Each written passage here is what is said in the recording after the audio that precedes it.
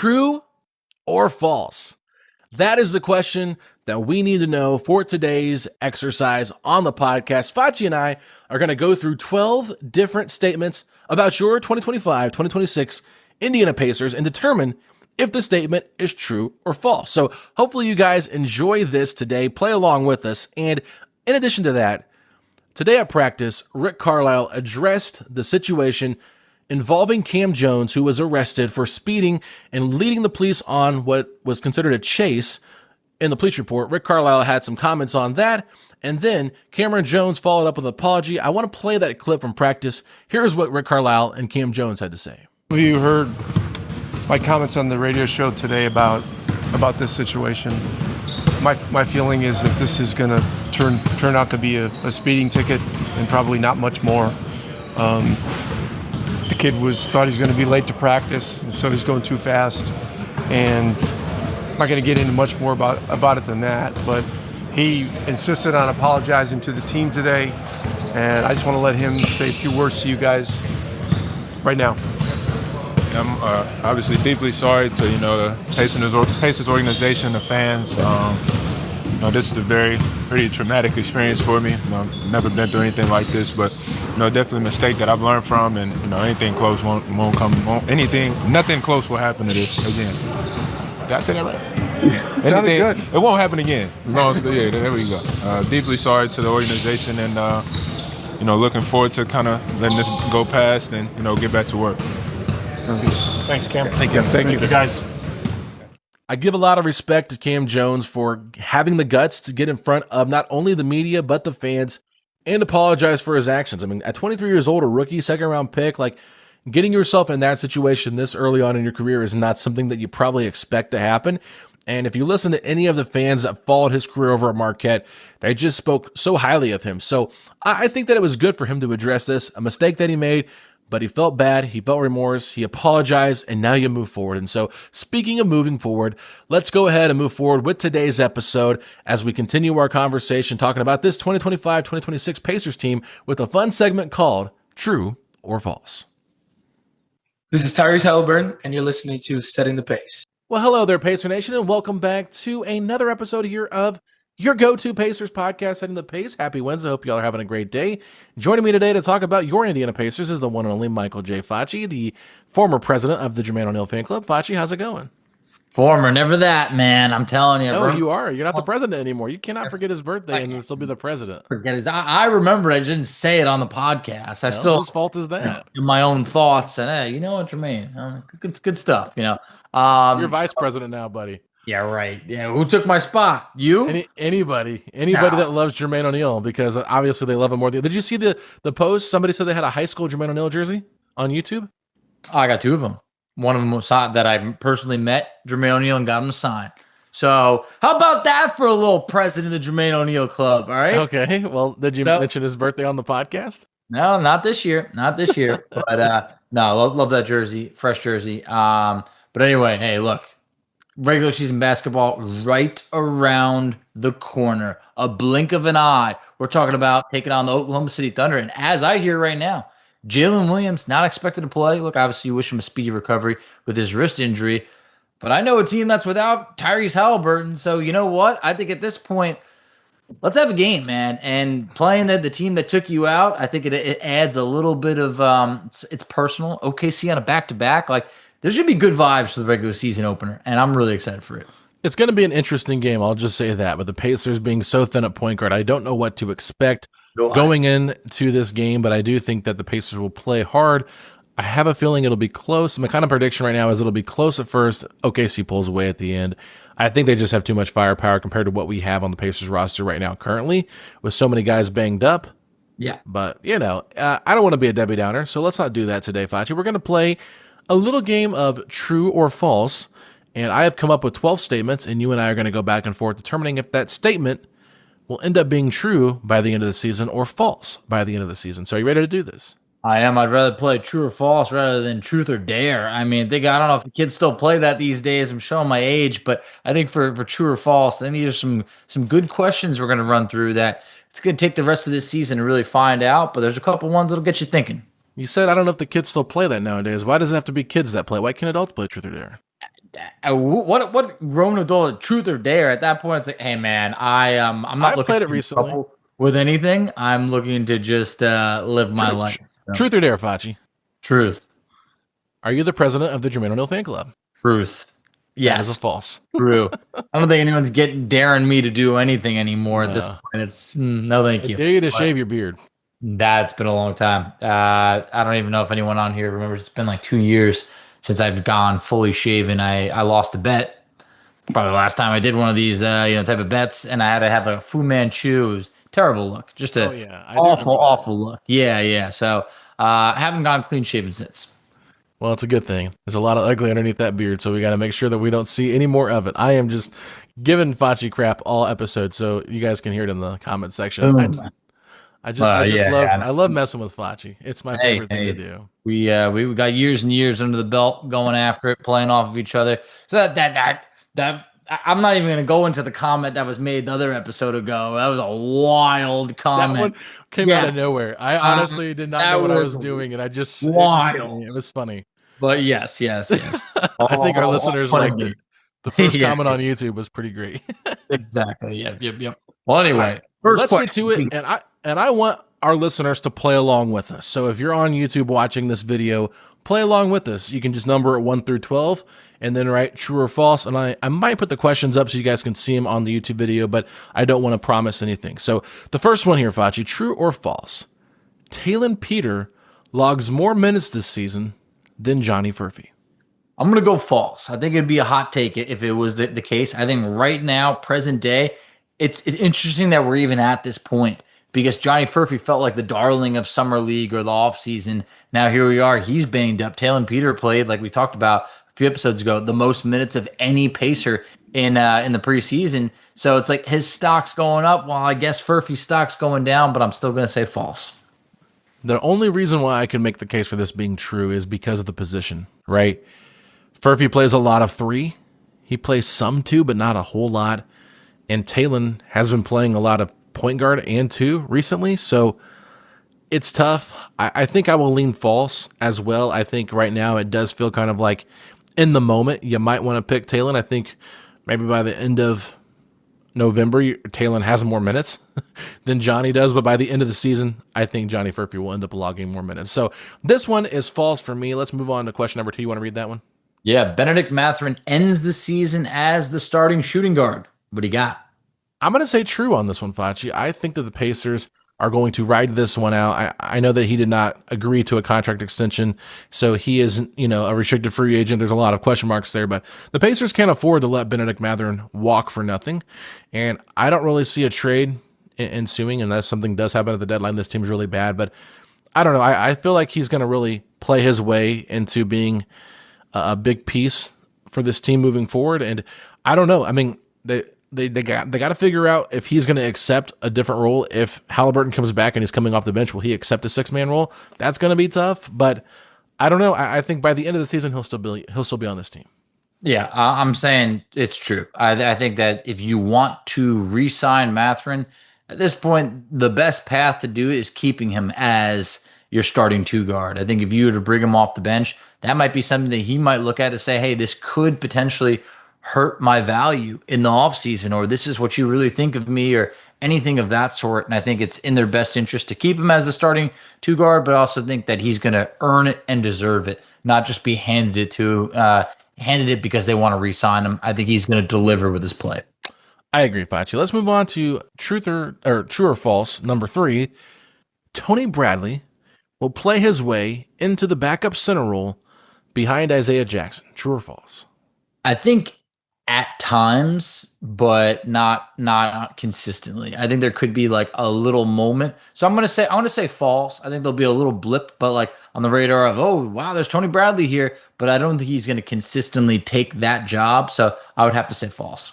This is a really interesting to me because I've been saying recently over the past month or so, probably since we had our Pacers luncheon and had the front office Q&A with Chad Buchanan and Ted Wu with the media, I don't know. The way they were kind of like phrasing it before that, it was kind of like Tony Bradley is non-guaranteed. Like, it doesn't seem like he's going to be here. And then all of a sudden, it turned into, well, we don't have any two ways with a big man, so we might keep Ford just because of that reasoning. And I'm like, okay. And then hearing Rick Carlisle say on Sunday at practice, like, yeah, it really is by a committee thing. And I feel like we didn't get a large enough sample size of Jay Huff or James Wiseman really to kind of solidify themselves. And I've been saying the same thing over and over with Tony Bradley. He just gets the system. He does, like you talked about it. His floor is like, a lot higher than a lot of other people's, but his ceiling is incredibly low. So you know what you're going to get with him. And I think the consistency could be key for what this team does and needs. And so I think Rick likes him. And I think that if it was maybe up to just the front office, maybe Tony Bradley would be gone. And maybe there would be a point guard on this roster right now. We're recording this on Monday night, so if anything has happened, then this might not be timely. But I will just say, as of right now on Monday night at 8:45, I'm going to say true. I think Tony Bradley does play his way into the backup center role behind Isaiah Jackson.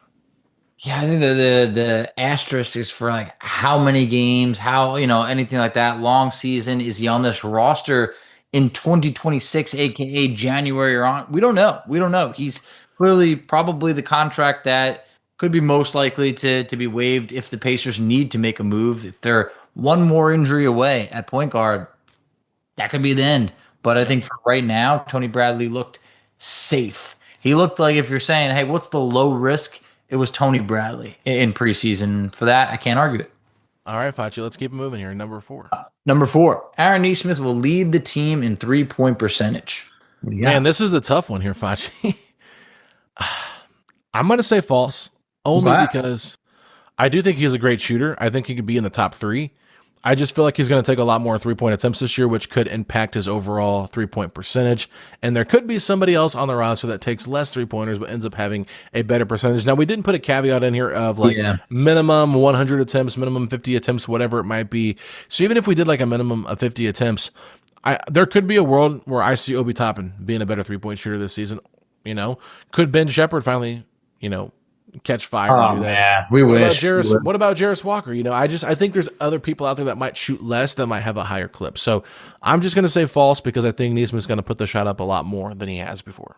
Yeah, I think it's a fair point. I'm going to say true, though. Good. I want to say true because I think he is that good of a shooter. I think that Obi Toppin is someone that, the three-point percentages are a little bit up and down. Sometimes he's an absolute sniper. Sometimes he's a little bit off. I think for Jarris Walker, the volume hasn't been there. If Walker does up his volume, does that change things? Like, people say, like, well, Jarris Walker, he's a 40% three-point shooter. Is he, though?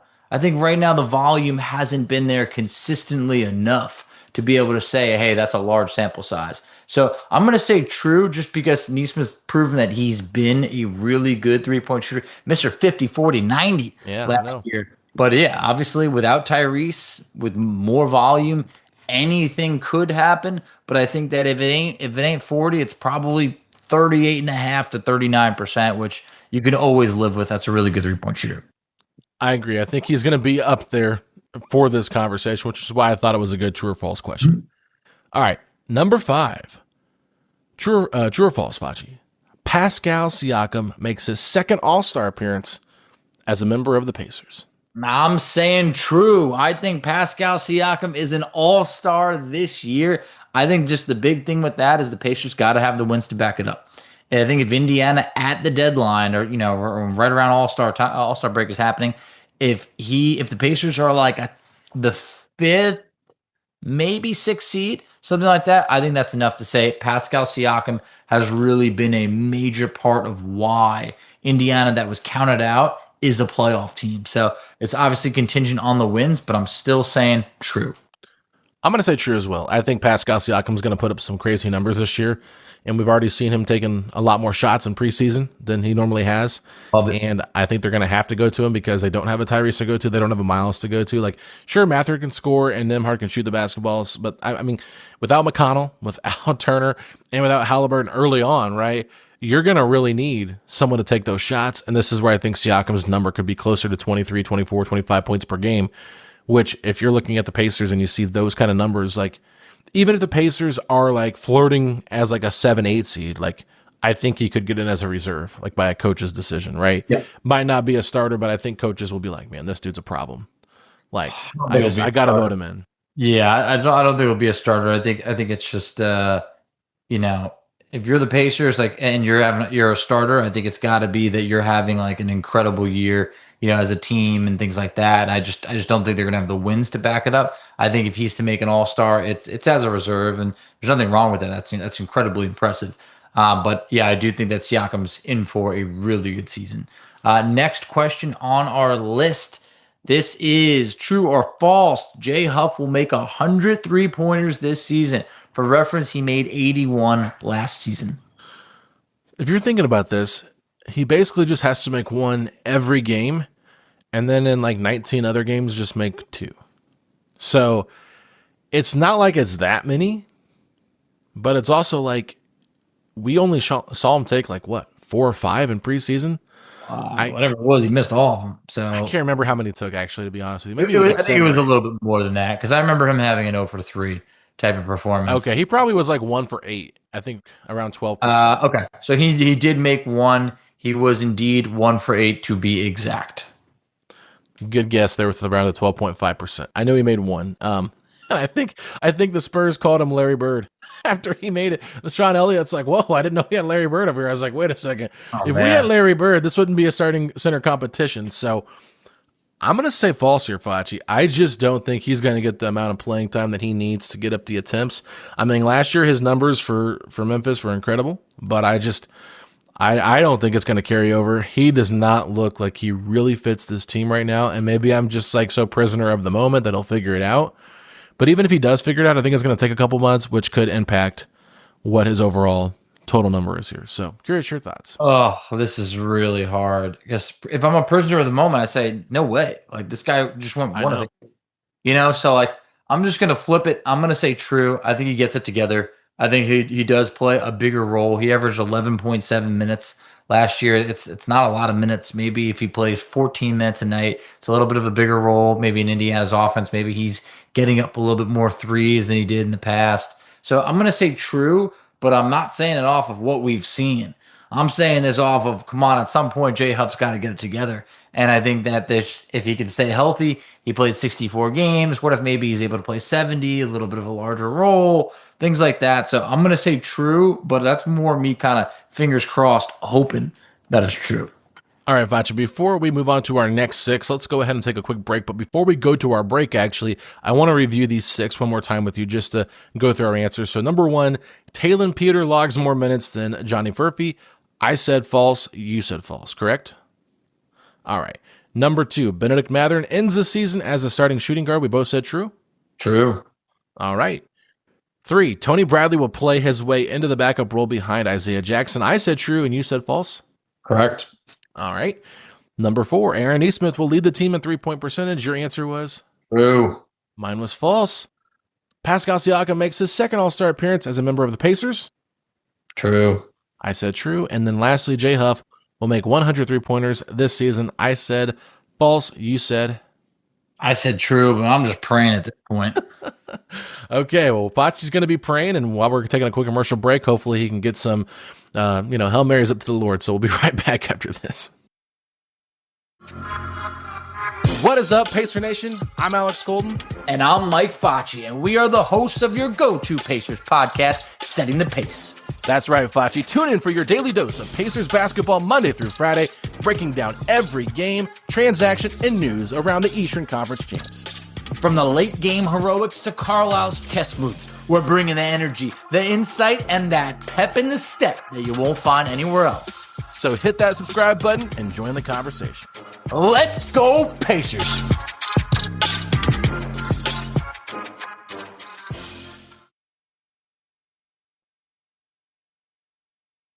All right, everybody, we are back. We're going to continue our true or false questions or statements here. Facci, number 7 for you. Obi Toppin will have at least 150 assists this season.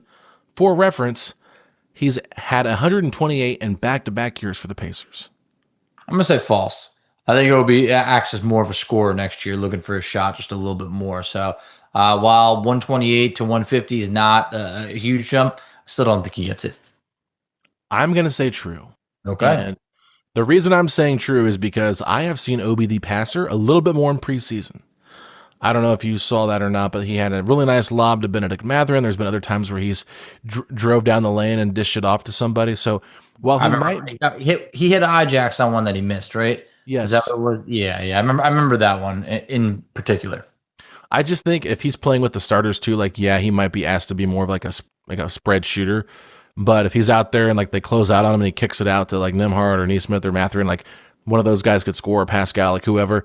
I just think he's going to play more minutes, and I think the uptick in minutes is going to lead to more assist opportunities. I mean, really, it's only 22 more assists. So, yeah, it's really not many at all if you equate that out over the year. But he could do it. He could, but maybe he falls a little bit shy. It's at 140. You see a little bit more of a Obi the passer, but maybe not delivering on that. But at the same point, I'm here for it. If you can get 150 assists, great. The Pacers love swinging that ball around. Their ball movement's been amongst the best in the league, so I'm all for it. But as of now, I'm going to say false. All right, let's keep it moving. Number 8. Number 8, Andrew Nembhard will average 16 points and 8 assists this season. What do you got? This is tough, Facci. I was actually at my personal training today, and I was talking to my trainer, and I was like telling him what we were doing for the podcast. He was like, "What are some of your true or false statements?" So I read him the J Huff one, and I read him this one. He goes, "I think it's true." Like immediately said, "I think it's true," and I said, "I want to think it's true." I said, "But I could see Nembhard averaging like 15.7 points per game and 8 assists, right? Because he's averaged 10 the last 2 years. Now I know there's going to be an uptick in shot attempts as well, but that's a lot of points. That's a big jump in points, and it's like." I think he's going to be called upon a lot more. I think he's going to shoot the ball more. I'm going to lean in and say true as well, but it's tough. I'm really on the fence about this one.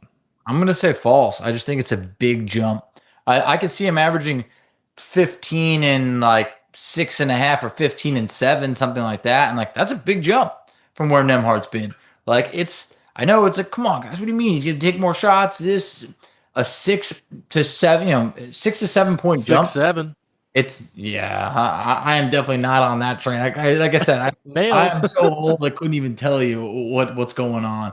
6-7. I know people are talking about that, but I just can't see him taking that type of jump. But I would love to see it. That's one of those situations where like I would pay to be wrong, because if he's averaging 17 and 8. We're going to be a really good team. But I think for right now, if Nembhard goes from like 10 points and say 4-ish assists to, 15 and 7, that's a big enough jump for me. Let me ask you this. This isn't part of the exercise, but just because we're talking about Nembhard. With TJ out and with Q-Jax out, and obviously Tyrese out, do you think he plays closer to 36 minutes a game in the first part of the season? And then once they get McConnell back, maybe kind of pull back on some of those minutes. But while they can early on, maybe give him a little bit more of an opportunity and not rely so heavily on your Taelon Peters, your Ray J. Dennis's, because I just feel like it's going to be like, you know what? We're kind of strapped at point guard right now. Andrew, you've played 45, 46 minutes in the playoffs in a much harder environment. Go out there and be our point guard for 35, 36 minutes a game. So last year he averaged just under 29. I could see him playing, about 35. But what about the playoffs? The playoffs, let's see. Let's pull it up right over here. So against, he averaged 33.4 minutes per night overall in last year's playoffs.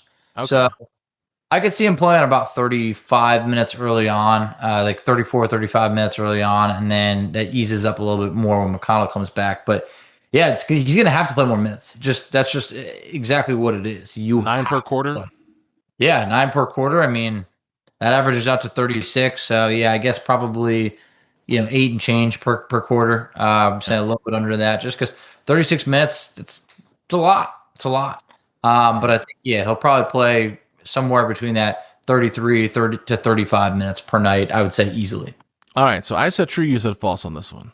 Yeah, I did. I looked at it right now. Last year, he averaged 10 points, 5 assists, so one more assist than what I gave him credit for. But I could see, 15 and a half and 7 there, like something like that. I think would be really solid growth from Andrew.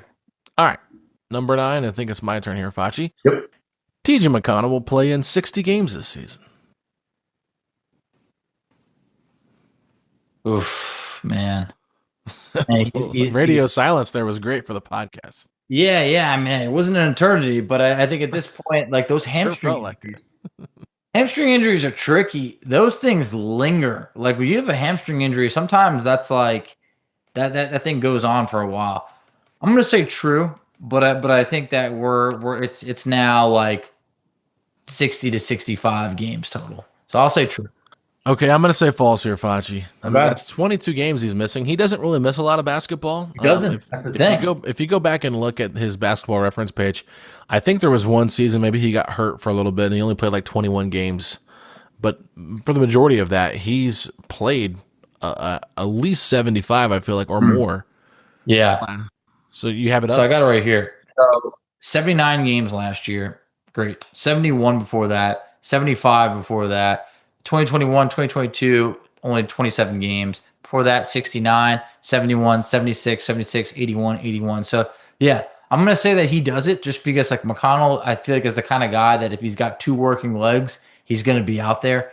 So it's something that he's never played less than, that outside of that 27 game season, he's never played less than 69 games. So I'm going to say that he does do it, but that's just because that man is a warrior. Yeah, that's a good call. I'm gonna go false. I think he plays less than 60. All right. I think this hamstring injury is gonna be a bothersome all year long. It just kind of feels like that. You know what I mean? I really hope it's not, but hamstrings, like I said, very, very tricky, and one little tweak and all of a sudden you're set back a few weeks. So yeah, hey, hopefully you're wrong. Hopefully I'm right. Next question: Ben Shepherd has a career year in every major statistical category. What do you got? True. I think he's going to be up in points, up in 3-point field goal percentage. I think he's going to be up in rebounds, steals, assists. I think we're going to see a lot more Shepherd than we've ever seen in the regular season. A whole lot of Shep coming our way. I'm saying true as well. I think he's got to have a career year. I think this is a career opportunity for him. He's going to have, if it doesn't pan out this year, you know what you have in Ben Shepherd in terms of saying he's a role player on this team. I think this is that opportunity before all of a sudden you start to look at whatever his team option is, and I think it starts to get closer to like $5 million, and then all of a sudden that becomes kind of some decent money when you're looking at the rest of your roster, trying to sign a guy like Nesmith, sign a guy like Mathurin. So I think he is in store for a career year. I hate the way that his preseason got off to, but it looks like the man's going to be healthy for opening night. That's all you can ask for. No, I would definitely agree with that, Facci. So let's go to number 11 here. Jarace Walker solidifies himself as the sixth man on the Pacers roster. I'm going to say false, only because I feel like you still got Obi there. I think Obi is, the sixth man right now. So I'm going to say false just because I think as long as Obi's there, I feel like that's the guy in front of Jarace. So I'd have to say false. Yeah, I would say Obi is kind of like that guy. Now, if you remove Obi and say okay, Obi's with the starting five, would you say Jarace could do it? I still don't think he will. I know it gets closer, but a healthy McConnell is still that dude. That Jarace ain't ready yet to be the sixth man. And Shepherd just plays in the system the right way. So I think it'll be like a dogfight between him and Shep if you don't include McConnell and Obi and that group for who could be the next person to kind of be that sixth man. But I just kind of wonder, if I'm already saying TJ's going to play less than 60 games, even if it's 59, 58, whatever, I just feel like someone's going to have to step up, and I feel like Shep's got more of that in him on a consistent level, where Jarace will have it in him for a handful of games, and then he kind of disappears at times. I don't like to say that about Jarace, but so far throughout his young career, he's been a little bit more inconsistent. Yeah, I think Shep's consistently been a part of the rotation night in, night out. Last year, we saw kind of some ups and downs from Jarace. We saw some spans where he was consistent for a month or more at a time, and some other times where it just looked like, ooh, these are some rough minutes. But I think with any young player, you're going to go through that. Ben Shepherd went through it, but I think in terms of what the question is of solidifies as the sixth man, man, if he's able to do that, that means that he took leaps and bounds forward. But I feel like the guys in front of him, Obi Toppin, TJ McConnell, those are guys that are, quote, solidified in their roles as those are bonus starters. Like those are really guys that could start for this team at certain times and fit in seamlessly. Where Jairus, the fit still isn't consistently seamless on every given night. All right, Macho, let's go to our last one here. What do you have? Quentin Jackson plays his way into a roster spot for next season on a standard contract. I'm going to say true. I think Quentin Jackson, they like him a lot. And when we talked to Eddie Gill, like, it's just really fascinating to me that, Quentin Jackson is just like such a beloved player by not only the players on this team, but the fans. The fans are like clamoring for him to like be the backup point guard. They want him on the roster. They're begging for it. And I'm sure you heard Zach Lowe's podcast or at least saw the stuff on Twitter where Aaron Nesmith said they have their annual beep test conditioning drill. And it's basically you just keep running and the beep gets faster and faster. You just keep running and running and running and running. And then eventually like someone will tap out. Well, it came down to the point where TJ and Quentin Jackson were not tapping out. And Rick Carlisle actually called the drill and said, you know what? Nope. It's going to be a tie. Quentin Jackson and TJ McConnell. And he knows the system pretty well. He's played very well in it. And I think that when you look at this roster, they need guard help. I don't think they want to be in the same situation they're in. So he will probably get a roster spot. Now, who goes? Probably one of the centers at this point for next season. But I just think that Quentin Jackson, he can play the 1 and the 2, gives you some versatility. And we talked about it last episode. Haven't brought him up on this episode. But the Kam Jones situation is obviously something to monitor moving forward with him getting arrested for not pulling over and then leading the police on a bit of a police chase in downtown Indianapolis. I just kind of feel like, could that be a little bit of a maybe not the greatest look for him? It could potentially impact him as well as Taelon Peter if he plays well. So I mean, non-guaranteed stuff there on his contract as well. So I just think Q Jax is somebody that they don't want to let go. I'm saying true. I think that Quentin Jackson is someone that like we've seen develop in front of our eyes. I've said this many times before. I think he's one of the better, I can't say the best because I don't have a roster, but one of the better two-way contracts in this league. That man is a standard NBA talent, and I think that it's going to be great to see him grow with the Pacers. I think whatever he signs for is going to be a bargain deal for Indiana, and I think that that's something that they got to do. But you just obviously you want to see him have that opportunity. It's a bummer that he's hurt right now because he would be someone that they can count on from game one, and we've counted on him before. As it relates to Kam Jones' contract, what everybody has to remember is while it was a 4-year deal, which is unique for rookies, it's a very lightly guaranteed contract where only about 50% of the deal is guaranteed if he plays in at least 41 regular season games in 2026, 2027. So I think for that scenario, it's like, you know what? Like, I don't know. Who knows? Like the rookie year, it's already off to a rough start. Next season, Tyrese is going to be back. Like it's complicated, and you kind of feel bad for Kam Jones right now in terms of like missing all this valuable time where he could prove himself. Where this is a major setback, and I think for Quentin Jackson is someone that's done all the right things at the right time, been a little bit more battle tested, and I'm excited for him, and I really do hope it works out in a standard contract. Yeah, I hope he gets healthy soon. The Pacers need him, and I think that last year we saw like he was an impactful player when he was given the opportunity. So we'll quickly read through these 7 through 12 here, Facci, just to kind of go over them. Obi Toppin will have at least 150 assists this season. You said false. I said true. Andrew Nembhard will average 16 points and 8 assists this season. I said true. You said false. All right. TJ McConnell will play in 60 games this season. You said true. I said false. Ben Shepherd has a career year in every major statistical category. You said true. I hammered the true. I said true, true, true. Jarris Walker solidifies himself as the 6th man on the Pacers roster. You said false. I agree. I said false as well. And then lastly, we both agreed and said true for Quentin Jackson plays his way into a roster spot for next season. So this was a lot of fun to kind of go through the roster a little bit in a different way, kind of make statements about them. Some of the guys we did not touch on. James Wiseman, didn't really know where to fit him in at this spot, but I guess if we were to do a true or false for James Wiseman, I would say James Wiseman is an Indiana Pacer by the end of the season. True or false? Facci, what would you give me? Wow, man.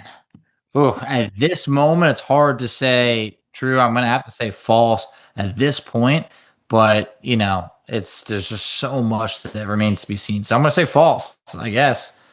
Yeah, I'll say false too. I have not been overly impressed with what I've seen from him, and I know a lot of people probably feel differently. But I have not necessarily been thrilled with what I've seen from James Wiseman, and he's only got $1 million guaranteed. I know.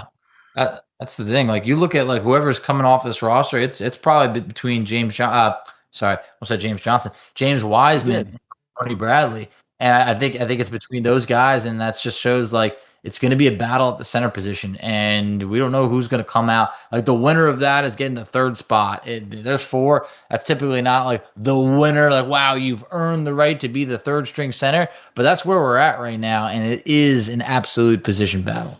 It definitely is, Facci. So let's go ahead and close out today's episode by just telling everybody to enjoy the last day with no Pacers basketball, because the regular season starts tomorrow, and from then on out, we'll be playing till at least April. So we've got a long road ahead of Pacers basketball. So if you got something to do tonight, get it out of your system, because once the Pacers start, sorry, the world's got to be put on hold, because this is what we do. It's what we love the most, and that is Pacers basketball. That is true. That is true. Except for you, because you got kids.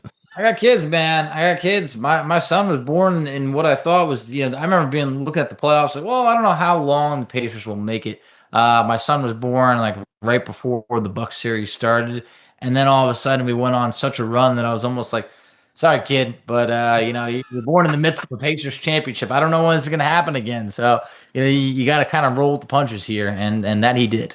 Yeah, your son, he was definitely birthed into an amazing playoff run, the greatest playoff run in Pacers history. So, it's a great time to be alive, but my goodness, not a great time to be a dad of a newborn as you're trying to navigate staying up late to watch these games and get sleep when you can. I mean, it's just a whirlwind for sure. So, with that being said, though, Pacer Nation, we appreciate y'all. If you haven't already, please leave us a 5-star rating and review wherever you get your audio podcast. And if you're watching on YouTube, please subscribe to the channel and give us a thumbs up. And let us know what you guys think about the show in the comment section below. But Facci, if you're up in the Pacers, throw a little thunder to the side on Thursday, then hit me with those 3 words. Let's go Pacers.